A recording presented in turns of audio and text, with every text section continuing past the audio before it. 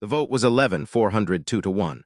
Archivist Sen Taluvar cast the dissent. She didn't speak during the proceedings. She didn't argue, didn't plead. She simply entered her objection into the record, a single glyph that translated roughly as no. 11 hours later, the species-wide death protocol would activate.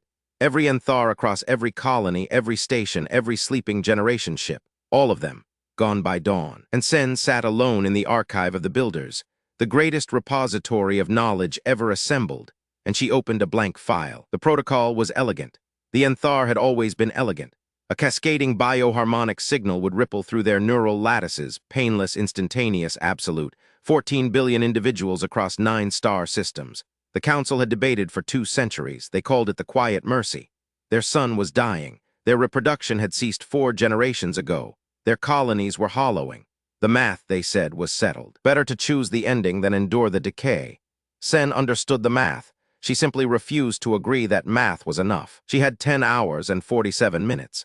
The archive surrounded her, a cathedral of crystalline data pillars stretching 3 kilometers in every direction, each one containing the accumulated genius of a species 4 million years old. Physics, philosophy, medicine, star charts to galaxies no younger species would reach for millennia.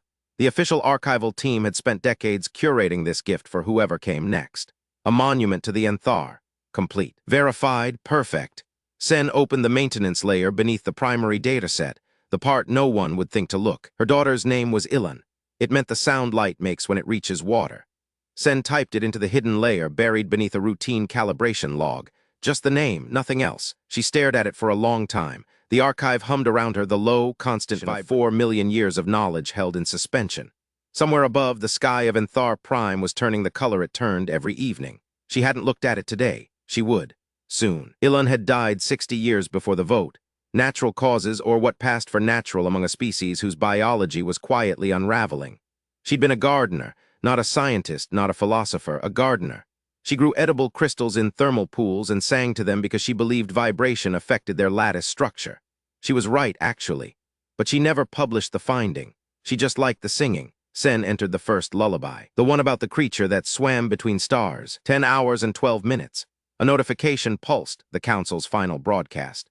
Grand Custodian Vurith's voice, rich and measured, thanking every citizen for 4 million years of light. Sen muted it. She'd heard his rehearsal. She'd heard his private conversations too, the ones where his voice cracked and he whispered his mother's name. Even Vurith didn't want this. But Vurith believed in consensus. 11,402 voices agreeing was, to him, sacred. One voice disagreeing was grief, not governance. She entered a recipe next. Thermal broth with crystallized mineral salt, the kind every Enthaar child tasted first. It wasn't sophisticated.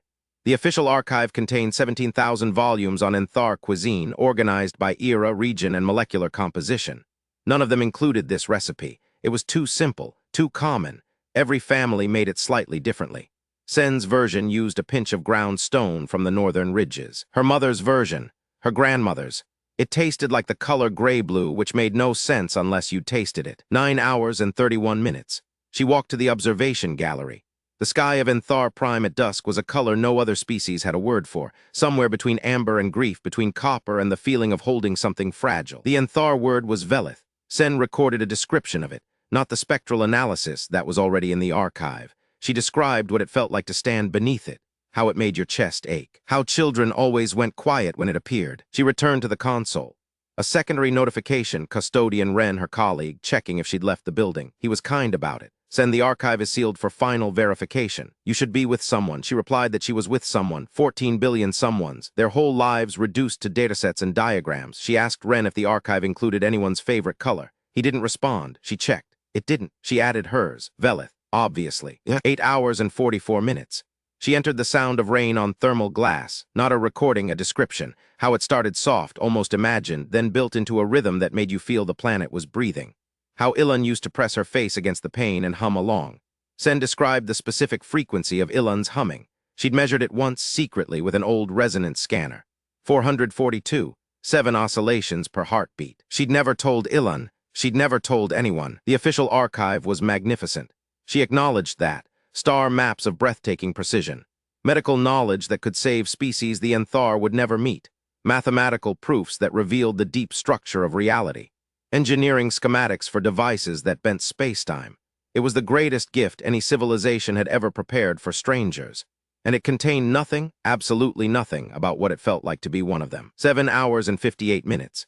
She entered the rules of a children's game. You drew a circle in the dust with your smallest finger. You placed a smooth stone inside. Your opponent tried to knock it out by flicking their stone from outside the circle. If both stones ended up outside, you both lost. Ilan had been terrible at it. She always flicked too hard. She laughed every time. A specific laugh, ascending, surprised by its own volume. Sen described the laugh in 11 words. She found herself crying. The Enthaar didn't cry the way younger species did, no tears, no sound. Their grief manifested as a faint bioluminescent glow along the ridges of their skulls. Sen's ridges were blazing. She caught her reflection in the console's surface, an old woman, the last elder, her head crowned in pale light. She looked, she thought, like a lantern someone had forgotten to extinguish. She entered that image into the archive too. Let someone know how the Enthaar mourned. 7 hours and 11 minutes. She made a decision. She would not record a protest. She would not record a condemnation of the council or a philosophical argument against the quiet mercy or a plea for someone to judge them. Judgment was not what she wanted. She wanted someone, anyone, any species, any mind, 1,000,000 years from now, to read a lullaby and know that the being who wrote it had a daughter, had loved that daughter, had been a person, not a monument. She entered a list, Ilan's favorite things. The sound of geothermal vents at dawn, stones with visible crystal grain, the taste of first harvest mineral salt, sleeping late, singing off-key, arguments about nothing, the smell of wet rock after rain, small insects with iridescent wings, bad jokes, her mother's broth, watching the sky turn velvet. Sen stared at the list. It could have been anyone's list on any world. That was the point. That was the entire point. 6 hours and 29 minutes. The lighting in the archive shifted, automatic dimming for the evening cycle. The crystal pillars softened their glow. In this light, they looked less like data storage and more like a forest. Sen had always thought so. She'd worked here for 300 years. She knew every pillar, every corridor, every maintenance hatch. She knew where the ventilation hummed a half-tone sharp. She knew which floor tiles were slightly uneven. This was her home. She entered that too. She described a morning, specifically. The morning Ilan brought home a creature she'd found in the thermal pool, a small, translucent organism that pulsed with faint light. It wasn't rare. It wasn't significant, but Ilan had cupped it in her hands and said, "Look, it's trying so hard to be bright." They'd returned it to the pool together. Ilan had watched it swim away and said nothing else. Sen remembered thinking, she will be kind to everything she meets. She was right. 5 hours and 41 minutes. A tremor ran through the building, not seismic, harmonic. The death protocol's preliminary calibration. Across the planet, 14 billion neural lattices were being mapped for the final signal.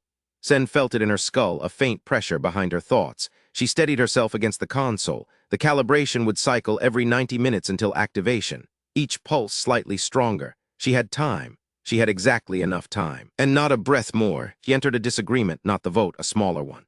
She and Ilan had argued decades ago about whether the Enthaar should contact a young species emerging in a distant spiral arm. Bipedal, carbon-based, alarmingly creative. Ilan said yes. Sen said they weren't ready. They're loud, Sen had said. They fight over everything. They sing, too, Ilan had replied. I've heard their transmissions. They send music into the void, Mother. Who does that? Sen hadn't had an answer then. She didn't now. 5 hours even. She recorded a confession. She had never believed in the Enthaar concept of legacy. The Grand Archive, the star charts, the medical knowledge, she'd curated all of it, but she'd never believed it mattered. Not really. Because a legacy is what you leave for people who will never know you. And the cruelty of that, the absolute cruelty, is that the thing you most want to say is the thing no monument can hold. I was here. I was afraid. I loved someone. She entered the second lullaby. This one was about a stone that dreamed it was a river. It was Ilan's favorite. She'd asked for it every night until she was nearly adult, and then, embarrassed, she'd stopped asking. Sen had kept singing it anyway, quietly in the garden when she thought Ilan couldn't hear. Years later, Ilan admitted he'd heard. She'd stood just inside the doorway, listening, pretending she wasn't. They never discussed it directly. They didn't need to. 4 hours and 18 minutes. The second harmonic tremor. Stronger. Sen's bioluminescence flared involuntarily. Across the city, across every city, the Enthaar were gathered in their homes, their gathering halls, their gardens. Some sang. Some held each other. Some stood alone beneath the velith sky and tried to memorize it. Sen imagined them all, 14 billion points of fading light. She entered a prayer. Not a religious one. Just words she said to herself when the dark felt too close. I am still here. I am still counting. She recorded the weight of her daughter's hand. Not the measurement, the feeling. How Ilan's hand at age 4 felt like holding a small warm stone. How at age 40 it felt like holding a question. How at age 200 it felt like holding an answer. Sen typed slowly. Each word deliberate. She was not building a database. She was building a person out of fragments, pressing Ilan into the gaps between calibration logs where no one would think to look. 3 hours and 35 minutes. She ate. The irony wasn't lost on her. She'd brought thermal broth from home, her mother's recipe, the one she'd already entered into the archive. She drank it slowly, tasting the mineral salt, the ground northern stone. It tasted exactly the way it always had. She was grateful for that. Some things should not change even at the end, especially at the end. She washed the container, set it on the console, kept working. She entered a map, not a star chart. Those filled the official archive.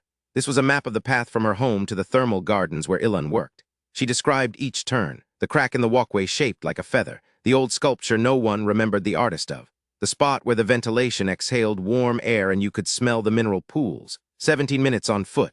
She'd walked it 9,000 times. She knew it the way your lungs know breathing. 3 hours even. She paused, looked at everything she'd lullabies, recipes, a daughter's name, a daughter's laugh, the color of a dying sky, a map to nowhere important, a children's game, a prayer, a morning with a small glowing creature. It wasn't enough. It would never be enough.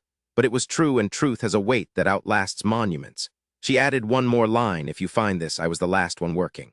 My name is Sen. I voted no. 2 hours and 22 minutes. The third harmonic tremor. This one made the crystal pillars ring, a high, clear tone that echoed through the empty archive like a bell. Sen gripped the console. Her neural lattice hummed with the calibration pulse, a preview of the end. For a moment, she felt every Enthaar on the planet, a web of consciousness flickering in unison. 14 billion minds, awake, afraid, resigned. And one stubborn old woman still typing. She entered the third lullaby, the one Ilan had invented herself at age 6, about a sky that fell asleep and dreamed it was an ocean. The melody was simple, 3 notes repeating. Sen transcribed it into mathematical notation because the Enthaar musical system wouldn't survive translation. But math was universal. Somewhere, someone would convert those ratios into sound and hear a child's made-up song.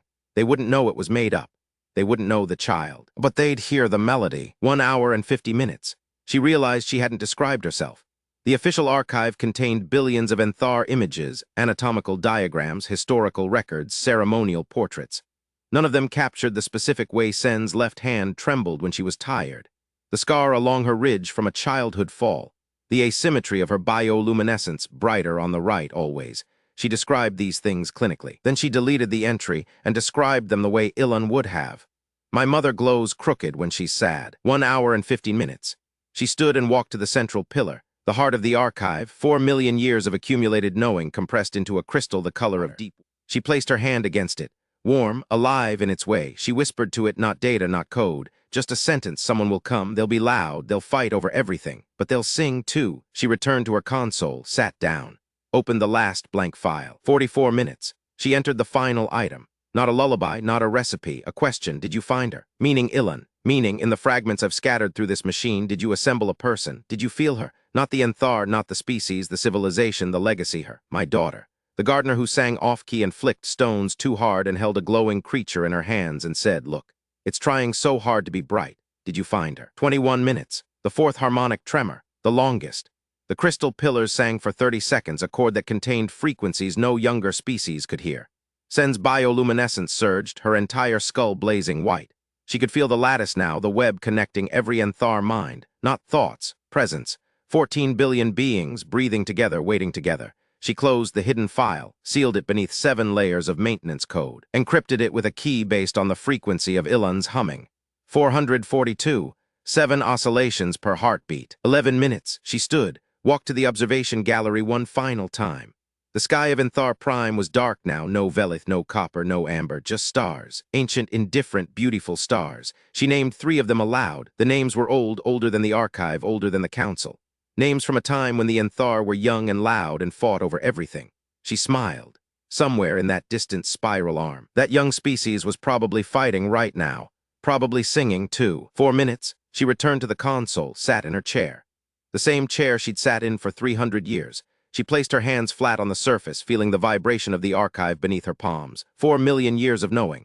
And hidden like a seed in a stone, everything that mattered about one woman, one daughter, one evening sky. She closed her eyes. The tremor was building, the final one, continuous now, a rising hum. She didn't count the seconds. The archive went quiet at 0000. Every pillar dimmed, then slowly brightened again, the automated preservation cycle confirming integrity.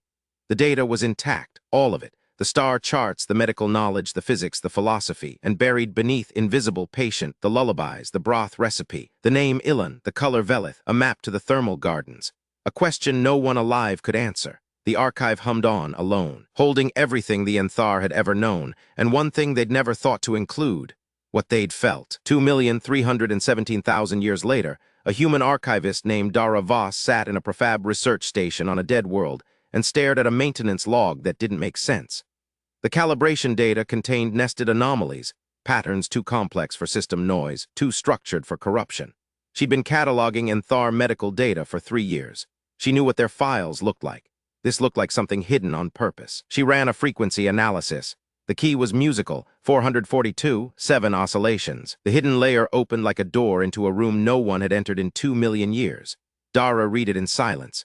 Her translation software handled the language, but it kept flagging entries as non-technical, personal, untranslatable in context. She overrode the flags. She read about thermal broth with mineral salt, about a sky the color of something between amber and grief, about a child's game with stones and circles, about a creature that pulsed with light, about a daughter named for the sound light makes when it reaches water. Terra stopped breathing. She read the lullabies, 3 of them.